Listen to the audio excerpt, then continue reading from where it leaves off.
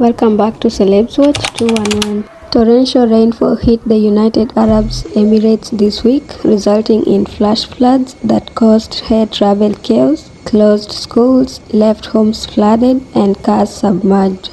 The rain began late Monday on April 15, 2024, flooding the United Arab Emirates (UAE) with more than half a foot, that is 6.26 inches of water in 24 hours, according to the Dubai Meteorological Office. That is more than 2 years' worth of rain in one day, according to ABC News. Dubai received more than 5.6 inches of rain by Tuesday evening, around the amount it typically gets in a year and a half, according to Sky News, therefore making it the heaviest rainfall in the last 75 years.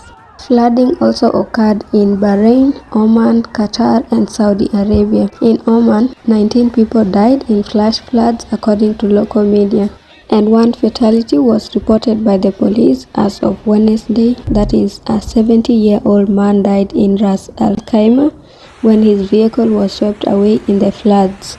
There are claims that cloud seeding may have played a role in the flash floods. However, the government of the United Arab Emirates has come out to deny these claims, stating that there have not been cloud seeding prior to the torrential rains.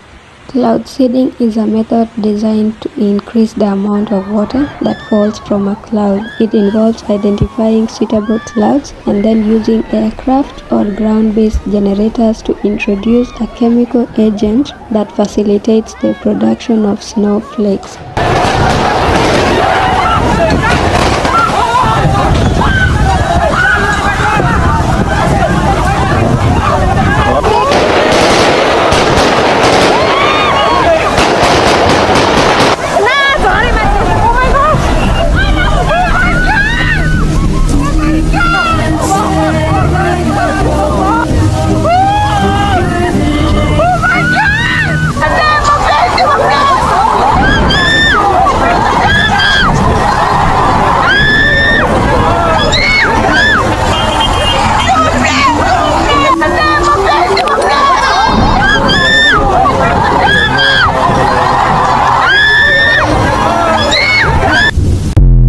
Given that it was difficult for planes to land at the Dubai International Airport, some of their flights were diverted to other airports. Also, Dubai International Airport, that is DXB, tweeted on X indicating that we advise you not to come to the airport unless it's absolutely necessary. Flights continue to be delayed and diverted. They also urged the travelers to check their flight status directly with their airlines. All government employees in Dubai were asked to work remotely from Thursday to Friday, except for those whose work requires in-person attendance. Similarly, remote study was also extended for schools in Abu Dhabi for Thursday and Friday, as the government worked around the clock to ensure that families that are affected by the floods got shelter and also maintain the safety and security of its citizens. A lot of unverified videos flooded the internet, and one person by the name Majid Al-Ameri posted a thank you note to the government for handling this crisis in a professional manner. Assalamu alaikum.